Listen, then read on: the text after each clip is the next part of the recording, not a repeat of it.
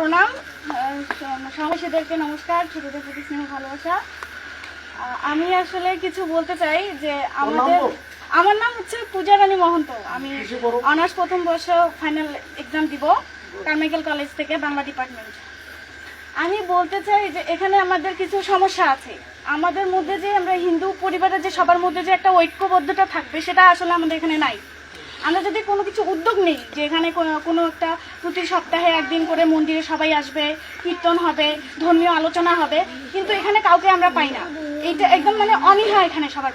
এখানে যদি বাচ্চা কয়েকজন আসেও, বাসার অভিভাবকরা যে উদ্যোগ নিয়ে আসবে, বাচ্চারা যেটা দেখে আগ্রহী হবে, এরকম কারো অভিভাবকদেরই কোনো আগ্রহ নেই। ছোট বাচ্চারা কিভাবে, আমাদের প্রত্যেকটা পরিবারে আমি দেখি যে শুধু মায়েরা ধর্মচর্চা করতেছে, প্রতিদিন সকালবেলা স্নান করে পূজা করতেছে, তারপর অন্য কাজ করতেছে, কিন্তু বাড়ির যে পুরুষ অভিভাবকরা রয়েছে তাদের কাউকে হয়তো ভুল করে দুই একজন, তাছাড়া কেউই প্রতিদিন স্নান সেরে ঠাকুরকে প্রণাম করবে, তারপর তার প্রত্যাহিক কাজগুলো করবে, এরকমটা দেখা যায় না।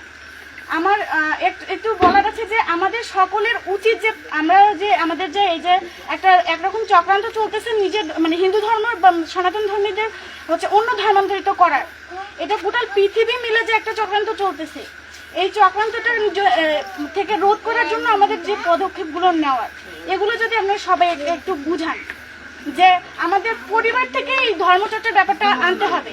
পরিবার যদি আমরা যারা সময় পাচ্ছি প্রতিদিন সকাল সন্ধ্যা করতেছি, যারা পাচ্ছি না সপ্তাহে একদিন নিয়ম করে, শুক্র শনি এখন বন্ধ দিচ্ছে সরকারি ছুটি, ওই দিনগুলোতে আমরা যদি বাড়িতে ধর্মচর্চা করি, সবাই আলোচনা করি, গীতা পাঠ করি বা ধর্মীয় শাস্ত্র পড়ি, এতে আমরা যারা আগে এগুলো করিনি তাদেরও করা হচ্ছে, কিছু শেখা হচ্ছে। আবার যারা ছোটরা আছি তারা আবার নতুন করে আমরা আগ্রহী হচ্ছি, আমরা শেখার জন্য আমাদের আগ্রহ বাড়তেছে, আমরা ধর্মের পথে আসতেছি। কোনো ভুল সিদ্ধান্ত যদি নিতেও যাই, সেটা আমরা আমাদের ধর্মীয় নৈতিক গুণাবলীগুলো থেকে ধর্মীয় নৈতিক শিক্ষা থেকে আমরা সেখান থেকে পিছিয়ে আসতে পারবো।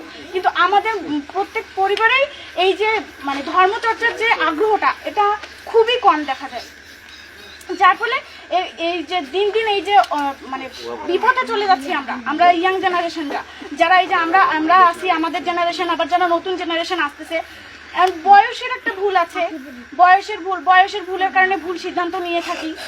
আর তার ক্ষেত্রে পিতামাতার অভিভাবকদের একটু বেশি সচেতন হতে হবে যে আমার সন্তান, আমার ছেলে মেয়ে কার সাথে কথা বলতেছে, কোথায় যাচ্ছে। আমি তার বন্ধু বান্ধবের সাথে একটু যোগাযোগ রাখলাম, তার যোগাযোগ রাখে আমার ছেলে মেয়ের সম্পর্কে খোঁজ নিলাম যে সে আসলে কার সাথে কথা বলতেছে, কার সাথে মিশতেছে, কোনো বাজে দিকে যাচ্ছে কিনা, এই খোঁজটা নিলাম, তাকে ঠান্ডা মাথায় বুঝালাম। এখন রেগে গিয়ে তার উপর যে একদম মারধর করলাম বা একদম ব্যাপারটাকে বিগড়ে দিলাম, এমনটা যেন না করি। ঠান্ডা মাথায় বুঝালাম, যদি তাতেও কাজ না হয় তার আড়ালে গিয়ে আমরা সেই সমস্যাটা সমাধান করার চেষ্টা করলাম। যদি আড়ালে গিয়ে সমস্যাটা সমাধান করার চেষ্টা করলাম, তাকে মানসিক চাপটা না দিলাম। দেখা গেল মানসিক চাপ দেওয়ার ফলে এমন হলো যে সে ব্যাপারটা একদম এমন বিগড়ে গেল যে হয় সে অন্য ধর্মের যে যার সাথে জড়িয়ে পড়েছিল তার সাথে চলে গেল, নয়তো আত্মহানির মতো একটা কাজে জড়িয়ে পড়লো, যেটা পরিবারে একটা পুরো সমাজে একটা বিরূপ প্রভাব পড়তেছে।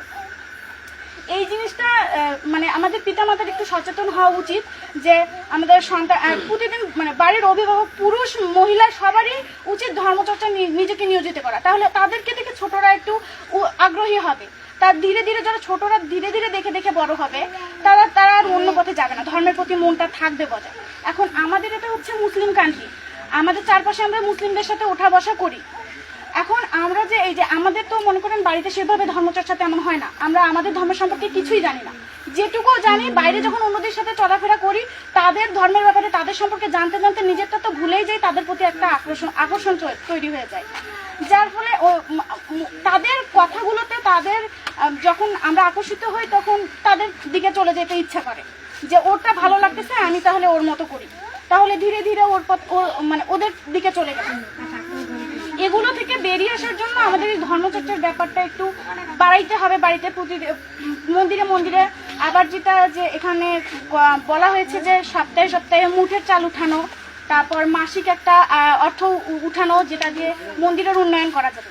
ব্যাপার আমরা হচ্ছে সৌন্দর্যের পূজারী, আমরা যেটা সুন্দর দেখি সেখানে আমাদের আকর্ষণ বেশি, কিন্তু আমাদের যে আশেপাশে মন্দির রয়েছে, মন্দিরগুলো দেখলে একটা অন্যরকম, কোথাও দেয়ালের হচ্ছে সিমেন্ট খসে যাচ্ছে, ফ্লোর উঠে যাচ্ছে, দেখলে একটা অন্যরকম অনীহা।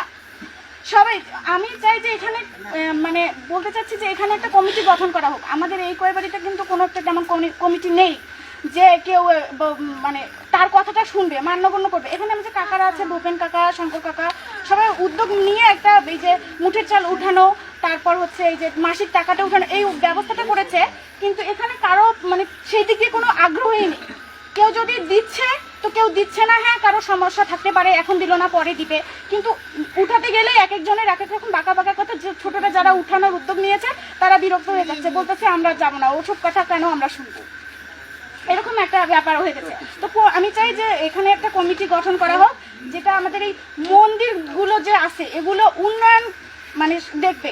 আমরা যে মাসে মাসে টাকাটা তুলবো, এটার যে এই পুঁজিটা যেন যখন একটা মোটা টাকায় হবে তখনই যেন কোনো একটা উন্নয়ন কাজে লাগানো হয়। মন্দিরগুলো এমন করা উচিত যে দেখলেই যেন ইচ্ছা করে যে যাই একটু বসি, একটু হ্যাঁ দেখলেই যেন ইচ্ছা করে যে একটু বসি, ঠাকুরের মনের কথা বলি, ঠাকুরের একটু গীতা পাঠ করি, গীতা পাঠ শুনি, এরকম। আর আমি একটা মানে রিকোয়েস্ট এখানে সবার কাছে যে আমাদের এই যে টোল ব্যবস্থা, একটা ধর্মীয় শিক্ষা, যে ছোট থেকে যে বড় হয়েছি এখনো পর্যন্ত মানে সেভাবে সংস্কৃত উচ্চারণ করে যে গীতা পাঠ করবো সেটা পারি না। মায়ের কাছে যেতটুকু গীতা পাঠ করা শিখেছি ওইটুকুই, কিন্তু শুদ্ধ সংস্কৃত উচ্চারণ করে যে গীতা পাঠ করবো বা ধর্মীয় গ্রন্থ পড়বো সেটা এখনো পারি না।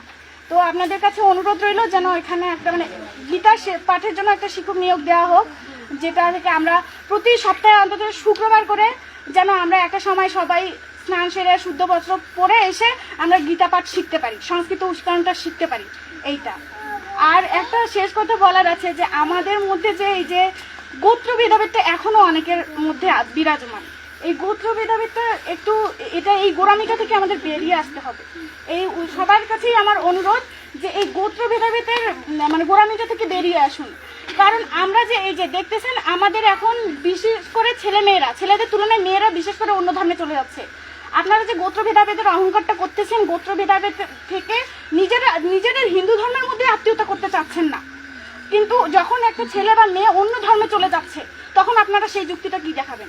আপনার তো এগুলো গেল ওগুলো গেল, তাহলে এই গোত্র ভেদাভেদ করে কি কোনো লাভ আছে? আমাদের সকলের উচিত যে আমরা আমাদের একটাই পরিচয় হবে, আমরা হিন্দু, আমরা সনাতন ধর্মাবলম্বী, এর বাইরের কিছু না। ভগবান শ্রীকৃষ্ণ তো গীতাতে বলেছেন যে তিনি যে বর্ণ ভেদাভেদটা তৈরি করেছেন সেটা কর্মের ভিত্তিতে, বংশগত ভিত্তিতে নয়, যে কর্মের ভিত্তিতে। আমি যদি বৈষ্ণব ঘরে জন্মগ্রহণ করেছি, আমি মাছ মাংস খাই, আমি একদম ক্রোধী, তাহলে কি আমি বৈষ্ণব হলাম? আমার বৈষ্ণবের তো বলা আছে যে একদম নিরামিষ বুঝে হইতে হবে, ভগবানকে নিবেদন না করে একবেলা আহার করা যাবে না। তাহলে কি আমি জন্মগতভাবে বৈষ্ণব হলেও কি আমি কর্ম দিয়ে বৈষ্ণব হলাম না? তো যারা বৈষ্ণবে জন্মগ্রহণ করেছে বা ব্রাহ্মণে ক্ষত্রিয়তে জন্মগ্রহণ করে যারা পূজা করে বেড়াচ্ছে, পুরোহিত্য করতেছে, তাদেরকে তো যারা পুরোহিত্য করা হয় তাদেরকে বলা হয় যে ব্রাহ্মণ।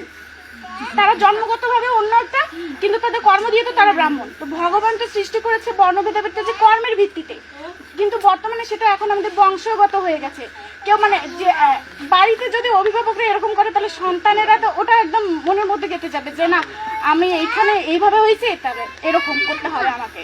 এখন যদি আমি বলি যে যদি গোত্র ভেদাভেদ আপনারা মানেন, তাহলে তো আপনাদের অন্যদের সাথে চলাফেরা করা চলে না, অন্যের গোত্রের কারোর সাথে মিশা চলে না, তাদের সাথে উদ্বোধ করা চলে না, তাদের বাসায় গিয়ে নিমন্ত্রণ রক্ষা করা চলে না, তাহলে তাদের সাথে মেলামেশা করা, তাদের বাসায় গিয়ে খাওয়া, এগুলো তো চলে না। আপনারা যদি গোত্র ভেদাভেদটা মানেন, তাহলে এই যে মুখে মিল অন্তরে আলাদা, এইটা কেন?